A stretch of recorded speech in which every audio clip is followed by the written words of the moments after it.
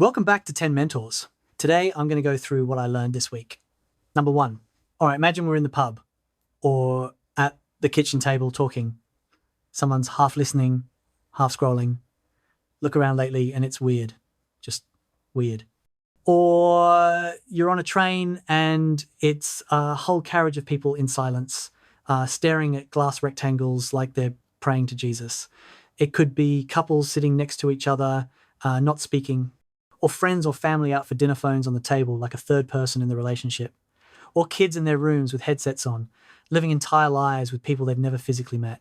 And then you have parents doing the same thing just with WhatsApp and emails and doom scrolling instead of spending time with their actual family.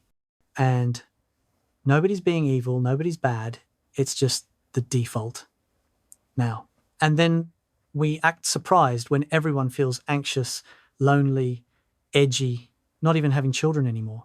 It's like we're living like we're half human. We've built a culture that worships tech and independence and forgotten about real, genuine relationships. You can feel it in the air. We hear people saying, do it yourself, or I don't need anyone anymore. Some of that is useful. I get it.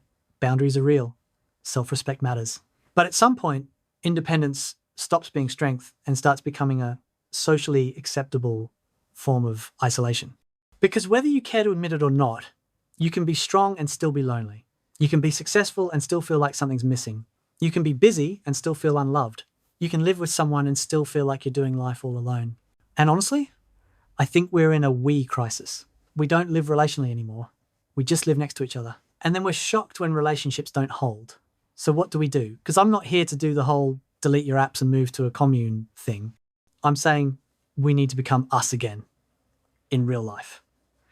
And if you want a simple restore to start with, make it physical, put the phone away, not face down, away, go out and have a pint without it, do dinner with no phones on the table, do one whole night where nobody disappears into a screen, even a weekend morning, because half the time you don't need a massive relationship breakthrough, you need your full attention back. That's adult behavior. That's leadership. That's how you rebuild we. And just zoom out for a second. This isn't only about romance. It's about society. When people don't have relationships, they get pulled into extremes. They get easier to manipulate. They get angry. They get tribal. They get addicted to being right because being right is the closest thing to belonging they've got. A connected person doesn't need to scream online to feel seen. A connected person has somewhere to put their fear. A connected person can cope. So yeah, this is personal. We're interconnected.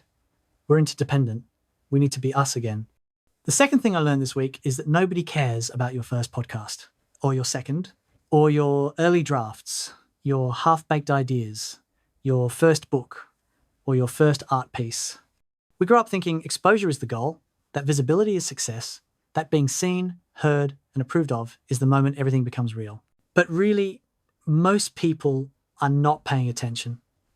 They are busy with their own lives, their own worries, their own unfinished work. And that's a good thing because when no one is watching, you are allowed to be bad. You can experiment. You can say the wrong thing.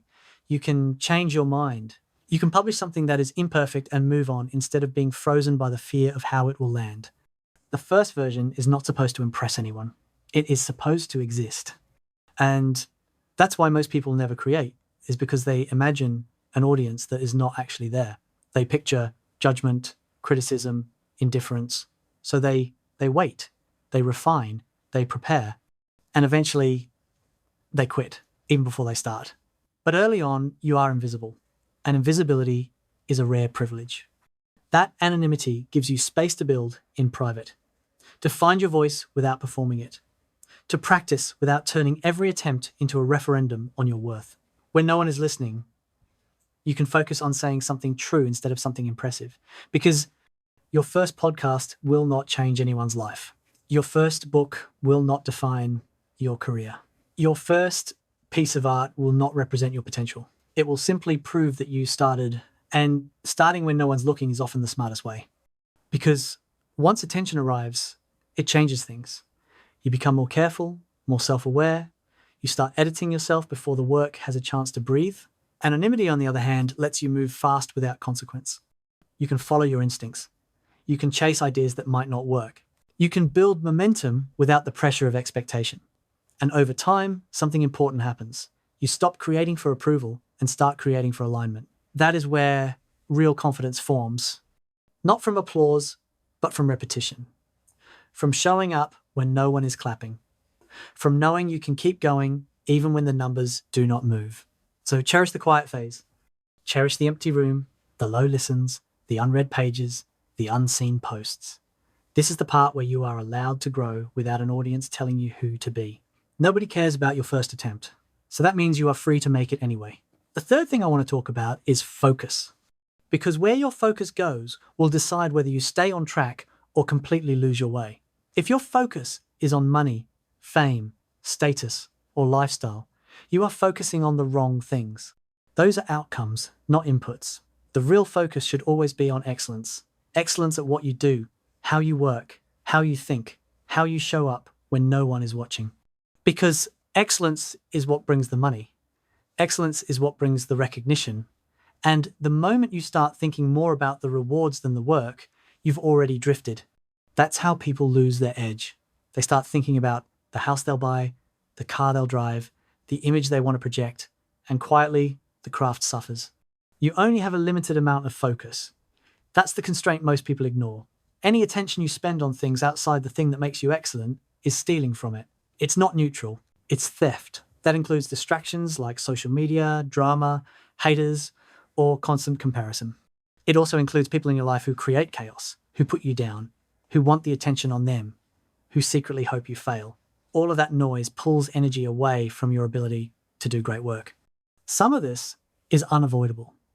Life will always have friction. And yes, dealing with some pressure can build resilience.